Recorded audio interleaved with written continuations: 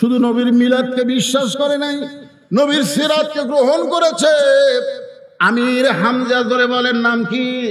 স্বীকার করতেছেন একটা হরিণীর পিছনে দৌড়ায় আমির হামজা নবীর মিলাদকে বিশ্বাস করে, কারণ জানে আমার ভাস্তা।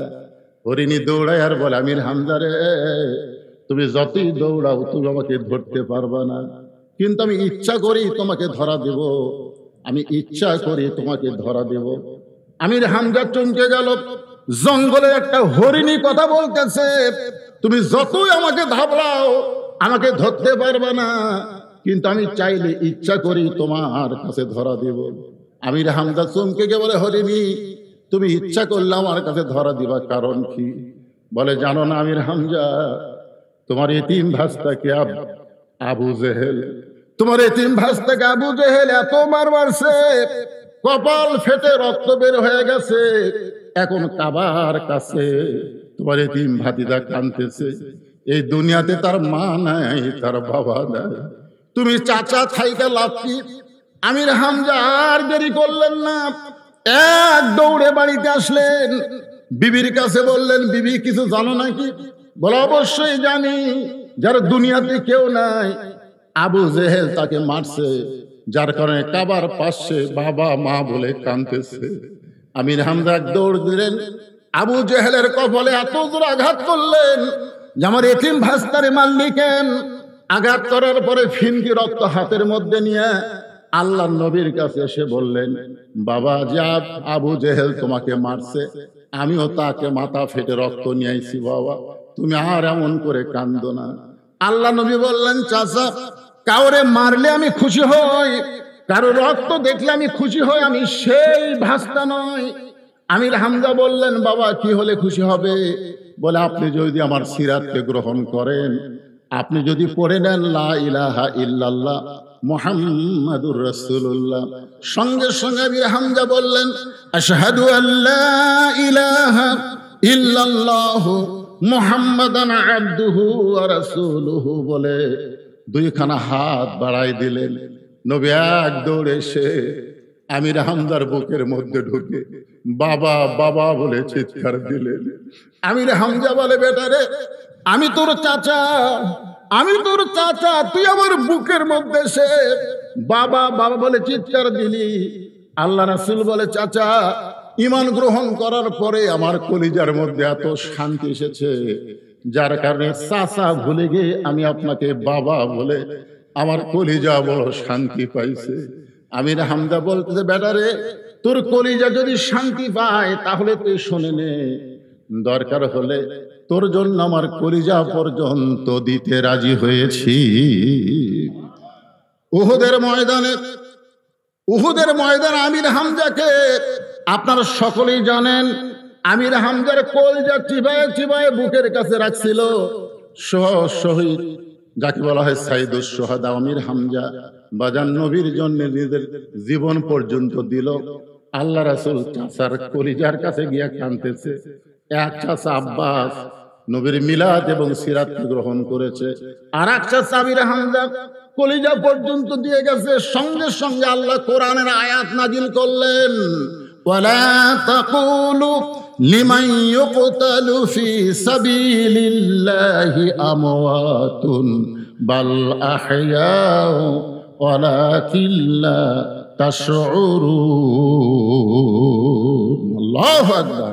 আমি মিলাদ এবং সিরাতের কিছু অংশ আপনাদের শুনালাম। এখন আমরা চলে যাব। আমাদের মা বোনেরা যারা বসে আছে তারা আবার চিন্তা করতেছে যে হুজুর আমাদের কিছু ওয়াজ করবে না, যখন নবীর বয়স হলো 25 বছর। জোরে কোন কয় বছর? আমার মা বোনদের জন্য, আপনাদের জন্য আছে ওয়াজ। 25 বছরে আল্লাহ নবী কি করছিলেন? কথা কয়, বিবাহ করছিলেন। যাকে বিবাহ করছিলেন তার বয়স কত? জোরে বলেন, সবাই বলেন। তিনি মক্কার মধ্যে সবচাইতে কি ছিলেন? সবচাইতে ধনবতী রমণী ছিলেন। একদিন আল্লাহর কি শান শোনেন, হালিমা তো খাদিজার বয়স 40 আর নবীর বয়স 25। কিছুদিন আগে আমির হামজা একটা ওয়াজের মধ্যে বলেছে যে নবীর বয়স হলো 25 আর খাদিজার বয়স হলো 28। মানে 25 আর কত 28, 3 বছর কম বেশি। উনি যুক্তিতে বুঝাই দিয়েছেন যে 40 বছর বয়সে যদি একটা মেয়ে নবীর সঙ্গে বিয়ে হয়, সেই মেয়ের পেট থেকে নবীর যে কটা সন্তান সব কিন্তু খাদিজার পেট থেকে হয়েছে। ধরে কারণ কার পেট থেকে?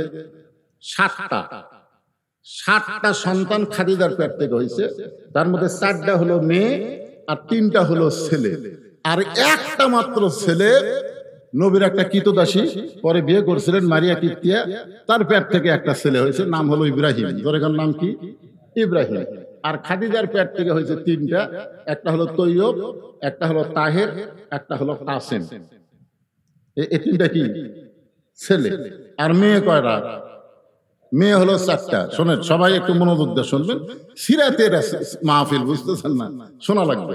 4টা মেয়ে হয়েছে, একটা হয়েছে রোকেয়া, নাম জানেন? রোকেয়া নাম জানেন? একটা কি রোকেয়া, আর একটা নাম হলো জয়নাব। একটার নাম কি? জয়নাব। সবাই বলেন না কেন? একটার নাম কি? জয়নাব। আর একটা নাম হলো কুলসুমা, আর একটার নাম হলো ফাতেমাতু জোহরা। ফাতেমাতু জোহরা। তো নবীর খাদিজার সঙ্গে সবচাইতে যে মেয়েটার বেশি খাতির, সে মেয়েটার নাম হলো ফাতেমা। সব সময় মায়ের কাছে থাকে, পর্দার মধ্যে থাকে, তো মা ছাড়া বাইরে যায় না।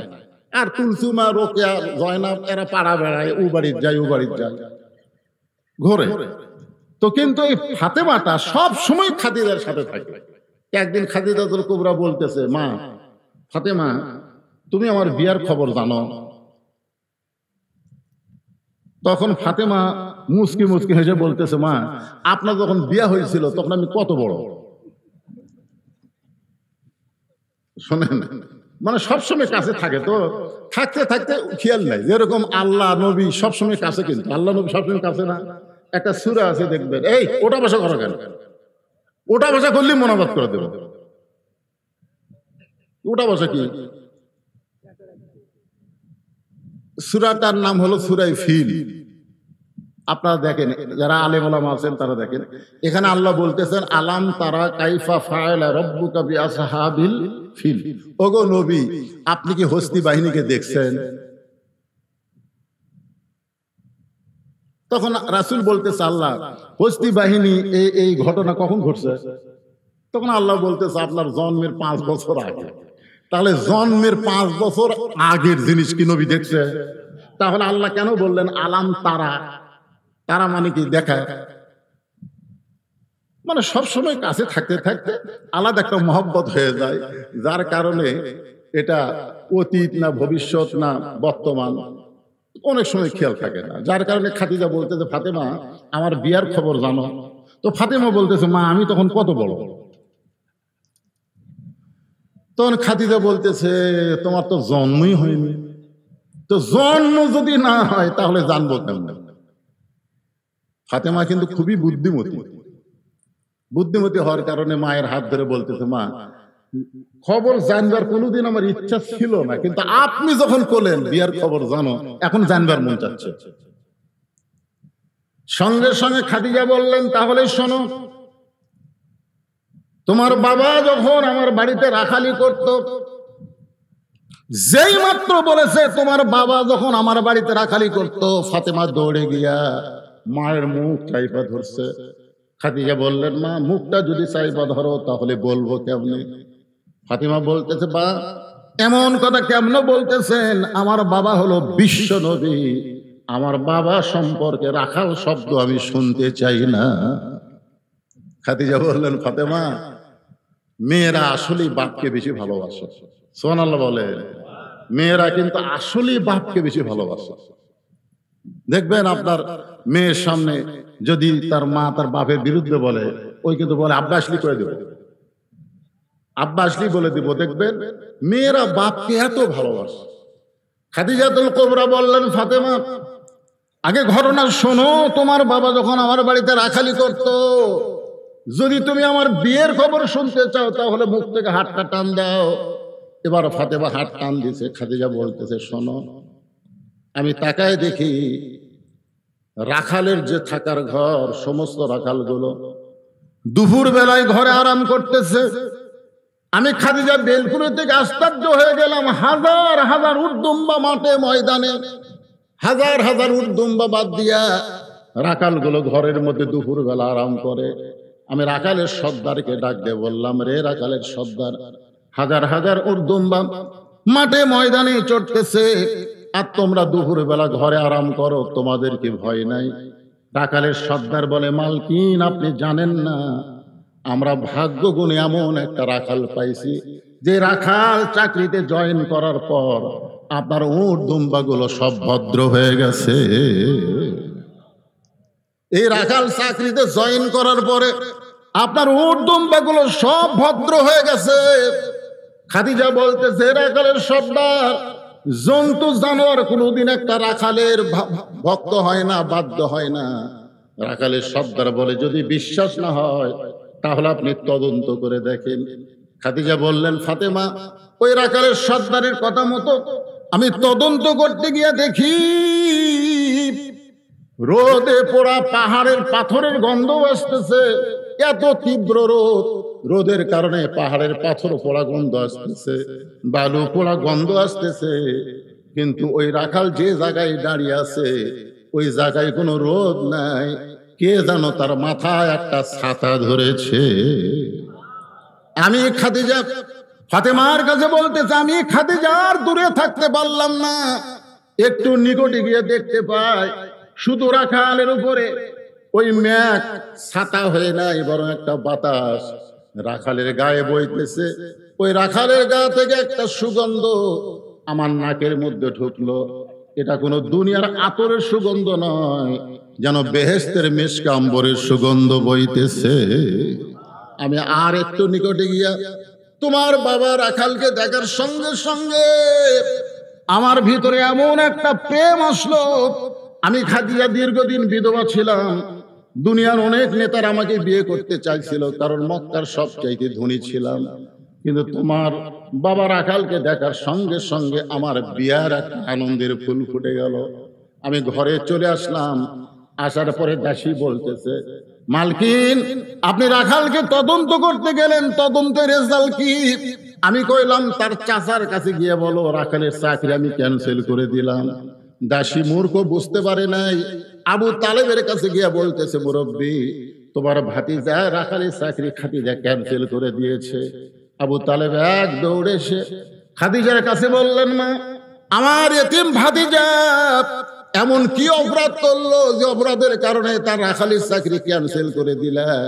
খাদিজা বলতে, চাচা তার একটাই মাত্র অপরাধ, আমি তাকে রাখালকে রাখবো না, তাকে স্বামী হিসাবে গ্রহণ করতে চাই।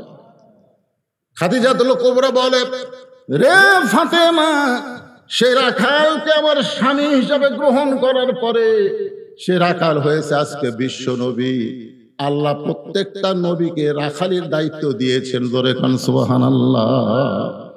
রাখাল এটা আল্লাহ রাসূলও আবার বলেছেন যে প্রত্যেকটা অভিভাবককে আল্লাহ রাখালের দায়িত্ব দিয়েছে, জোরে খান সুবহানাল্লাহ। এখানে যত অভিভাবক আছেন আপনাদের অধীনে নাই, রাখালি করা লাগবে। তো রাখালি কি? আপনি হয়তো বলবেন, হুজুর আমার তো গরু নাই, আমার ছাগল নাই, আমি কিসের রাখালি করব? হ্যাঁ, এই ছেলেবেলেরা শোনেন, আজকাল তো অধিকাংশ ছেলেবেলে সব সিজার করা, বোঝেন না? হ্যাঁ, আপনি সিজার করা বাচ্চাকে যতই ওয়াজ শোনেন কোনো কাম হবে না, কোনো কাম হবে না। আমি মায়েদের পায়ে হাত দিয়ে বলতেছি, মা, এই যে ছোটবেলায় আমরা একটা গজল গাইতাম, এখন আর ভয় গজল গাই না। কি বলবো প্রসবের কথা, মা বিনে সেই ব্যথা কেউ তো বুঝিবে না, মাজন ঠেকিয়া সন্তানের দায়, অকালে মা মারা যায়, কেন সে মায়ের ভক্তি করো না, এমন দরদি ভবে কেউ হবে না আমার মা, মা গো। সেদিন ফেসবুকে দেখলাম একটা মেয়ে বলতেছে যে মেয়েরা সিজার করে, একটা মেয়ে মানুষ সিজার করায় না, সবগুলো মরদ মানুষ। তাহলে মেয়েদের পেট কাটে কারা? কথা কর না কেন? পেট কাটে পুরুষেরা। তা এখন আপনার বউ যদি পর্দানিশী নারী হয়, দরকার হলো নরমালে বাচ্চা নিবে, কিন্তু বেপর্দা হয়ে সিজার করবে না। জোরে কোন কথা ঠিক কিনা কথা বলেন? প্রত্যেকটা মাকে আমি বলতেছি, ইন্নাল্লাহ মা সাবিরিন, ধৈর্যশীলদের সঙ্গে কি আছে? কথা কন না কেন? আমরা যদি ধৈর্য ধারণ না করতাম আর গোপনে গোপনে যদি চেষ্টা না করতাম, তাহলে হাসিনা কি কথা কন? মায়ের প্রসব বেদনা একটু কষ্ট হয়, কিন্তু কষ্টের পরে যখন সন্তান বুকে আসে তখন কিন্তু মার সেই কষ্টের কথা মনে রাখে না। যেই মা একবার বাচ্চা নরমালে হয়, ওই বারবার বাচ্চা নরমালে নিবে, কারণ ওই জানে হতে একটু কষ্ট হয়, কিন্তু তারপরে যখন বুকের উপর আসে তখন আর কষ্ট থাকে না। এ হাসিনা যতদিন ক্ষমতায় ছিল, ভালো মানুষের প্রসব বেদনার মতন কষ্ট হয়েছে। জোরে কোন কথা ঠিক কিনা? কি একটু ধৈর্য ধরেন মায়েরা, যারা পদ্মার অন্তরে আছেন, একটু ধৈর্য ধরেন। বাচ্চা হওয়ার আগেই কিন্তু পেট কাটে। বাচ্চা হওয়ার আগে, বাচ্চার জন্ম হবে 2 দিন পর নরমালে, কিন্তু ডাক্তার টাকা খাওয়ার জন্য বলতেছে পেটে পানি নাই, বেঁকা হয়ে আছে। এই যে মিথ্যা কথা বলবি, মানে টাকা কামাইতে। এখন পেটের পানি শুকে গেছে, বেঁকা হয়ে আছে, এখন পেট কাটছে। পেট কাটা দেখে আর ঘুমই ভাঙ্গেনি। তখন 4-5 জন ডাক্তার কয়, কে আমরা যে টাকার লোভে পেট কাটনো, আর যে ঘুম ভাঙে নেন, কি করি? তখন বড় ডাক্তার বলে পেটের থেকে বাইর করে একটা ঘুরেন দেন। তখন এই পেটের থেকে আস্তে করে বাইর করে এরকম একটা ঘুরেন দেয়। যেই ঘুরেন দেয়, মাথার ঝাঁকি খায়, এই যে ওঠে। এই যে ঝাঁকি খাওয়া খাচ্ছে, এই ঝাঁকির কারণে এই মোবাইল ছাড়া ভাত খায় না। মোবাইল না দেখলে আর কথা গান না, ও যে ঝাঁকি খাচ্ছে। এই মাথার ঝাঁকি খাওয়ার কারণে দেখবেন আমরা দোয়া দরুদ দেও কাম ছাড়া পারতেছি না। সন্তান কান্দে, হুজুর একটু দোয়া পড়েন। সূরা ফাতিহা, যাকে বলা হয় সূরাতুশ শিফা। সূরা ফাতিহা কি? সূরাতুশ শিফা। সূরা ফাতিহা পড়ে ফু দিলে ভালো হয়ে যাবে। 3 বার সূরা ফাতিহা পড়ে ফু দেয়, আর কান্দন আরো জোরে করে। আল্লাহ রাসূল বলেছেন, সমস্ত ব্যারাম অনুনাজ্জিলু মিনাল কোরআনি মা হুয়া শিফাউ ওয়া রাহমাতুল লিল মুমিনিন। আমি আয়াতের তাফসীর পড়তে গিয়ে দেখি এটা হলো আয়াতুল কুরসি। আয়াতুল কুরসি পানি পড়ে দিলে, ওই পানি খিলালে যতই যা হোক কান্দা টান্দা সব ভালো হয়ে যাবে। আয়াতুল কুরসি পড়া ফু দিলাম, পানি 1 গিলাস দিলাম, মা খিলাও। কয়েকদিন পরে করে হুজুর দোয়া দরুদের আর কাম নাই, দোয়া দরুদ আর হবে না। চিন্তা করলাম এটা কোন যুগ করলো রে, দোয়া দরুদ কান্না থামে না। কয়েক মাস পরে বললাম, মা খবর কি? বলে হুজুর আর কান্দে না। তো কোন দোয়ায় কাম হলো? তোর বাপ একটা মোবাইল কিনে দিছে, যখনই কান্দে তখনই মুখের সামনে দেয় আর কান্না থামে না। আমার মা বোনদের জন্য বলতেছি, মা পেটে বাচ্চা আসার পর উম্মুল খায়র ফাতেমার মতন হয়ে যান। উম্মুল খায়র ফাতেমার সন্তানের নাম হলো আব্দুল কাদের। উম্মুল খায়র ফাতেমার মতন হয়ে যান। আল্লাহ আপনার প্রসব বেদনাকে সহজ করে দিবে। আল্লাহ পারে কি পারে না? জোরে গান পারে কি পারে না? হ্যাঁ, পেটে বাচ্চা নিয়ে নামাজ পড়েছে, পেটে বাচ্চা নিয়ে রোজা রেখেছে, আর এখন পেটে বাচ্চা আসলে এক ছেলে আমাকে বলতে, হুজুর 11 মাস আমার খিদে নাই, কিন্তু রোজার মাসে খালি খিদে লাগে। 11 মাস আমার খিদে লাগে না, কিন্তু রোজার মতে খালি খাই আর খাই, আমার খিদে পায় না। কারণ কি? আমি বললাম, তোমার মা বাসে আছে, তাই আছে, যাও মায়ের কাছে যাও। মা কেমনে জানবে? যাও না কেন? ওই মায়ের কাছে জিজ্ঞেস করছে, মা আমার 11 মাস খিদে কম, রোজার মাসে খিদে বেশি কেন? মা বলতেছে, তোর দাদি এই সর্বনাশ করছে, তোর দাদি। তুই যখন আমার পেটে ছিলি রোজার মাসে, তোর দাদি বলছে, বৌমা রোজা থাকে আমার পেটের নাতি নাতনি যেন শুকা না যায়। তুমি রোজা থাকলে পেটের বাচ্চা শুকা যাবে, রোজা থাকা চলবে না। জোর করে আমাকে রোজা থাকতে দেয়নি, আমিও খাসি, রোজার মধ্যে তুইও খাসি। এই যে রমজান মাসে পেটের মধ্যে তোর খাওয়া শুরু হবে, দাঁড়া এসে তুই রোজা থাকতে পারবি? এই জন্য একটা নেপোলিয়ন বলেছে, একটা ভালো সন্তান যদি চাও তাহলে ভালো একটা মায়ের দরকার। ধরে কান কিসের দরকার? ভালো একটা মায়ের দরকার। খাদিজাতুল কুবরা এমন একজন মা ছিলেন যে মায়ের পেট থেকে আল্লাহ তাআলা 4টা সন্তান দিয়েছেন। একটার নাম হলো ফাতেমাতুজ জোহরা, আমার মা বোনদের জন্য বলতেছিলাম, এ কথাটা কিন্তু আমার মা বোনদের জন্য। রাসূল বললেন, ফাতেমা সিরাতের আলোচনা একটু খেয়াল করেন। ফাতেমা, তোর কি কখনো মনে হয় তুই জান্নাতি? তোর বাবা বিশ্ব নবী, এই কারণে কি তোর কখনো মনে হয় তুই জান্নাতি? ফাতেমা বলতেছে, বাবা মনে হয় কেন, 100 বার আমার বিশ্বাস আপনি হলেন আল্লাহর বিশ্ব নবী, আর আপনার মেয়ে হওয়ার কারণ আমি জান্নাতি। আল্লাহ রাসূল বললেন, ফাতেমা এই কথা কখনোই মনে করবা না, আমি তোমার বাবা বিশ্ব নবী বলে তুমি জান্নাতি এটা মনে করো না। জান্নাতে যদি যাবার চাও, জান্নাতের আমল করে জান্নাতে যাইতে হবে। ফাতেমা কান্দারে বলে, বাবা বিশ্ব নবীর মেয়ে হয়েও জান্নাতে যাওয়া যাবে না, জান্নাতের আমল করতে হবে। জান্নাতের আমল কি? আমার মায়েরা যারা আছেন একটু মনোযোগ দিয়ে শোনেন। এই সিরাত মাহফিলে নবীর কলিজার টুকরা ফাতেমার থেকে আলোচনা করতেছি।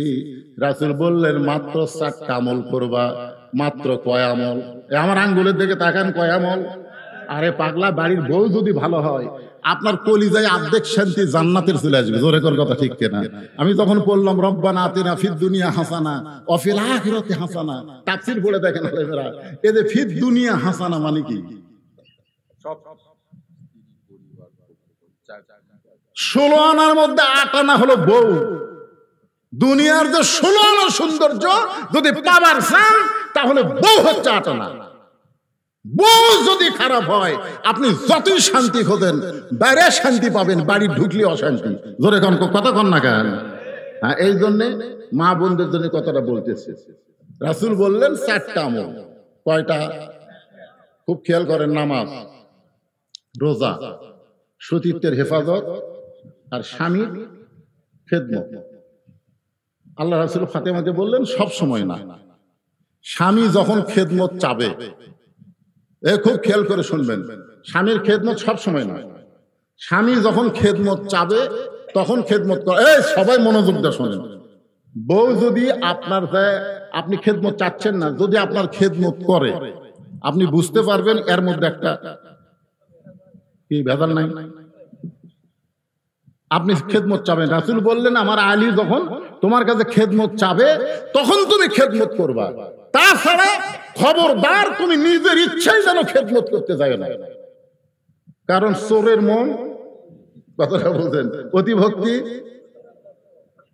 হ্যাঁ, একেবারে পাকাতে বাতাস করতেছে। তো স্বামী কয়, কে গো কারেন্ট নাই? আছে তো কারেন্টের ফ্যান দেয়, পাকার বাতাস কেন? এই ফ্যানই তো আমার সতীন, উনি যদি আপনাকে বাতাস দেয় তাহলে আমি জান্নাতে কেমনে যাই? এই জন্য ফ্যান বন্ধ করছি, আপনাকে বাতাস করে আমি একটু জান্নাতে যাওয়ার চাই। বাম হাতে বাতাস করে, ডান হাতে কপাল টিপে। স্বামী কয়, কে গো কি হলো তোমার? তোমার ভক্তি করে আমি জান্নাতে যাবার চাই গো। তারপরে পাও টিপে, হাত টিপে। স্বামী একসময় খুশি হয়ে বলতেছে, আসলে তোমার মতন বউ পাওয়া হলো ভাগ্যের ব্যাপার। যেই বলছে তোমার মতন বউ পাওয়া ভাগ্যের ব্যাপার, সঙ্গে সঙ্গে বউ কান্না শুরু করছে। স্বামী কয়, কে গো কান্দো কেন? বলে, কান্দি এমনি কান্দি। স্বামী বলতেছে, কি হয়েছে গো? না না, আপনাকে বলে লাভ নাই, এমনি এমনি। বাতাস করে, পাও টিপে, আবার করে কান্দে। এই বাতাস বন্ধ কর, পাওটা বন্ধ। কি জন্য কান্দিস বল? তখন বলতেছে, কান্দার কারণ হলো তোমার বুড়া বাপ আর বুড়ি মা, এটাই হলো কান্দার কারণ। কারণ তুমি যখন বাহিরে যাও, তখন তোমার এই বুড়া বাপ আর বুড়ি মা আমার কলিজাতে আগুন ধরে দেয়। এই বুড়ি আর এই বুড়া যদি সাথে থাকতে চাও, তাহলে আল্লাহর রাস্তায় আমার বাপের বাড়িতে পেরে দাও। আর যদি আমার সাথে জান্নাতের সংসার করে খাবার চাও, তাহলে এই বুড়া বুড়ি বাদ দেওয়া লাগবে। ওমা আলাইনা ইল্লাল বালাগ। এখন তুমি কি আমল করবা? তো এখন সিরাত যদি থাকে আপনার কাছে, সিরাত বোঝে? সিরাত মানে কি? আমার জামাই ওয়াজ করলো না, সিরাত কি?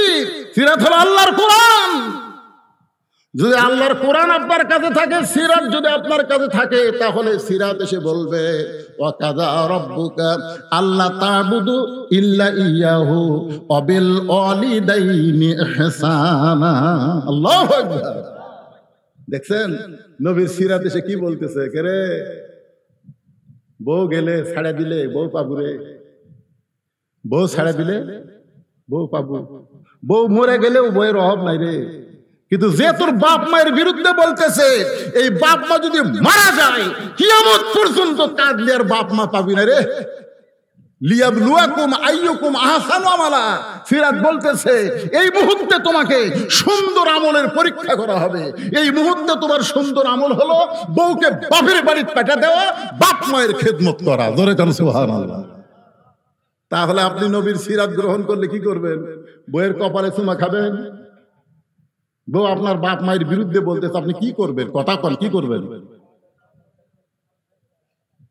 নবীর সিরাতকে গ্রহণ করলে লাভ দেওয়াটা লাগবে। ওঠ, বউ বলে ওঠ, ব্যাগটা এক গোছান আছে। বউ বলবে ব্যাগটা এক গোছান কেন? তুই না বললি বাপের বাড়ি যাবি, তো বাপের বাড়ি তো কাজ করে পাঠাবো। 3 তালাকের অটো ভ্যান, 3 তালাকের কি ভ্যান? 3 চাকার নয়, 3 তালাকের অটো ভ্যানত চড়ে বাপের বাড়ি যা। বউ দৌড়ে এসে পাও ধরে বলবে, তুমি আসলেই নবীর প্রকৃত উম্মত। জোরে কান সুবহানাল্লাহ। ভাইজান বলেছেন সতীত্বের হেফাজত পর্দা করো। ও মায়েরা শোনেন, নবীর সিরাত হলো অকরনা ফি বুয়ুতিকুন্না ওয়ালা তাবাররাজনা তাবাররুজাল জাহিলিয়াতিল উলা। নবীর সিরাত, নবীর কোরআন, মাতাকুমুর রাসূলু ফাখুযুহু ওয়া মা নাহাকুম আনহু ফান্তাহু। আমার মায়েদের বলতেছি, মা খালি মরে গেলে 5 কাপড় না, খালি বুড়ি হলে ঘন্টা দেওয়া না। একটা বুড়ি মানুষ বোরকা পরে রাস্তা দিয়ে যায়, ওর সাথে 17 বছরের লাঠি, ওর গায়ে বোরকা নাই, একটা ওন্না আছে, এটা গলার মাফলা হয়ে গেছে, ওন্না এটা গলার মাফলা। আপনারা এখন বলেন রাস্তার মানুষ ওই বুড়ির দিকে তাকাবি না ছুরির দিকে তাকাবে? কথা কন, কার দিকে তাকাবে? ছুরির গাওয়াত বোরকা নাই, বুড়ির গাওয়াত বোরকা। কে দাদি বোরকা পড়ছেন কেন? মরা লাগবি ভাই, মরা লাগবি ভাই। কে রে বুড়ি, তুই তো বোরকা পড়ছো মরার জন্য, তোর দিকে তো বুড়াও তাকায় না। 50 বছর আমের গাছের গোড়াত কেউ বেড়া দেয়? যদি কেউ বেড়া দেয়, আপনি বলতেছেন কে ভাই বেড়া দিচ্ছেন কেন? ভাই সতর্কের মান নেই, গরু ছাগল যদি খায়। কে রে পাগলা, 50 বছরের গাছের দিকে গরু ছাগল ঘৃণা করে তাকাবি না? বেড়া লাগবি? বেড়া যদি দিবার চাস, ও যে জ্বালা গাছ আছে, জ্বালা চারা গাছ, ওটা বেড়া দে। বেড়া না দিলে গরু বকরি পাড়িয়া ফেলে ধর্ষণ করবি। তোর কথা কর না গা। আমি বলতেছি মরে গেলে 5 কাপড় দিয়ে কোনো লাভ হবে না মা, মরে গেলে খাটনি চাদর দিয়ে ঢাকা কোনো লাভ হবে না। জীবিত অবস্থায় আপনাদেরকে পর্দা করতে হবে, পর্দার ভিতরে থাকতে হবে, পর্দার ভিতরে সন্তানের উৎপাদন করা লাগবে। জোরে কর কথা ঠিক না?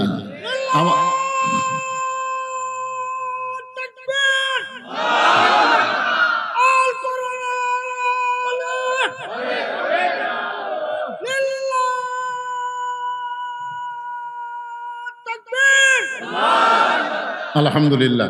আমার মা বোনদের জন্য নামাজ, রোজা, পর্দা আর স্বামীর কথা মতো চলা, এই 4টা আমল যদি মায়েরা করতে পারে, আল্লাহ রাসূল বলেছেন 8টা জান্নাতের দরজা ফ্রি করে দেওয়া হবে। জোরে কান সুবহানাল্লাহ। আল্লাহ তাআলা আজকের এই রাতে যতটুকু আলোচনা হলো, এই আলোচনা মোতাবেক আমাদের সকলের জীবনে আমল করার তৌফিক দান করুক। সকলে বলে আমিন। কারণ ফজরের নামাজ আমাদের জামাতের সাথে যদি আজকে না পড়েন, তাহলে প্রথম দিনই সিরাত কাজা হয়ে যাবে, বুঝলেন না? সিরাত কাজা হয়ে যাবে। এই জন্য ভাইজান অনেক রাত হয়ে গেছে। কয়টা বাজে? 12:30। 12টার মধ্যে শেষ করা দরকার। 1:45, হায় হায় সর্বনাশ, 1:45 বাজে গেছে। সকলে হাত তুলে আল্লাহুম্মা আমিন। আল্লাহুম্মা আনতাস সালাম ওয়া মিনকাস সালাম, তাবারাকতা ইয়া যাল জালালি ওয়াল ইকরাম। আয় আল্লাহ তাআলা, কঠিন গরমের ভিতরে গোটা গা ঘেমে যাচ্ছে, আমাকে ফ্যান দিয়েছে, তারপরে আমার গা ঘামতেছে। আর তোমার বান্দারা কঠিন গরমের মধ্যে বসে বসে আজকে সিরাতের মাহফিলে নবীর জীবনী থেকে, মিলাদুন নবী, সিরাতুন নবী, আল্লাহর কোরআন থেকে কিছু আলোচনা শুনেছে। আল্লাহ মেহেরবানি করে আজকের মাহফিল আমাদের সকলের হেদায়েতের জন্য, নাজাতের জন্য, জান্নাতের জন্য কবুল করে নাও। এই মাহফিলের শুরু থেকে শেষ পর্যন্ত যত আলোচনা হয়েছে আল্লাহ, এর মধ্যে যদি ত্রুটি হয়, ভুল হয়, মাফ করে দাও। এর যা হাদিয়া মঞ্জুর করো, সোনার মদিনায় নবী পাকের রওজা মোবারকে আল্লাহ কবুল করে নাও।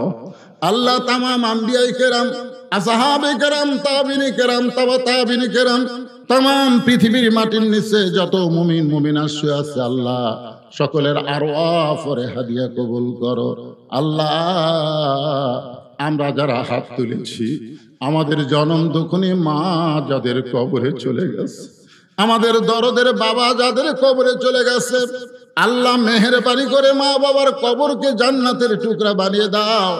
আজকের মাহফিলের সম্মানিত সভাপতিকে আল্লাহ তুমি কবুল করো।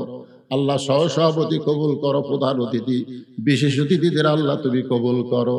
আয় আল্লাহ, আজকের মাহফিলে যে সমস্ত যুবকেরা কষ্ট করে মেহনত করে টাকা পয়সা খরচ করে এত সুন্দর সিরাত মাহফিল করেছে, প্রত্যেক বছর যেন তারা করতে পারে এমন ইমানি শক্তি তাদেরকে দান করে দাও। আল্লাহ রুমালের মধ্যে, গামছার মধ্যে যারা টাকা পয়সা দান করেছে, যে নিয়তে দান করেছে, আল্লাহ সকলের নেক নিয়ত নেক আশাকে তুমি কবুল করো। আমার মা বোনদেরকে কবুল করো, মা ফাতেমার মতন পর্দা নিশি কবুল করে নাও। আমাদের মধ্যে আমরা যারা অসুস্থ অবস্থায় আছি আল্লাহ সবাইকে সুস্থতার নিয়ামত দান করে দাও। আয় আল্লাহ, নবীর সিরাত শুনলাম, নবীর সিরাত অনুযায়ী আমাদের বাংলাদেশকে আগামীর বাংলাদেশ, কোরআনের বাংলাদেশ কবুল করে নাও। আয় আল্লাহ তাআলা মেহেরবানি করে শুধু নবীর সিরাতকে আমরা শুনলাম, শুনলে হবে না, বাস্তব জীবনে নবীর সিরাত আল্লাহর কোরআনকে গ্রহণ করতে হবে। আল্লাহ কোরআন মোতাবেক আমাদের জীবন পরিচালনা করার তৌফিক দাও। সুবহানা রাব্বিকা রাব্বিল ইজ্জাতি আম্মা ইয়াসিফুন ওয়া সালামুন আলাল মুরসালিন আলহামদুলিল্লাহি রাব্বিল আলামিন। ওয়াজাল আখিরাতি কালিমাতুনা লা ইলাহা ইল্লাল্লাহু মুহাম্মাদুর রাসূলুল্লাহ সাল্লাল্লাহু আলাইহি ওয়াসাল্লাম। আসসালামু আলাইকুম ওয়া রাহমাতুল্লাহি ওয়া বারাকাতুহু।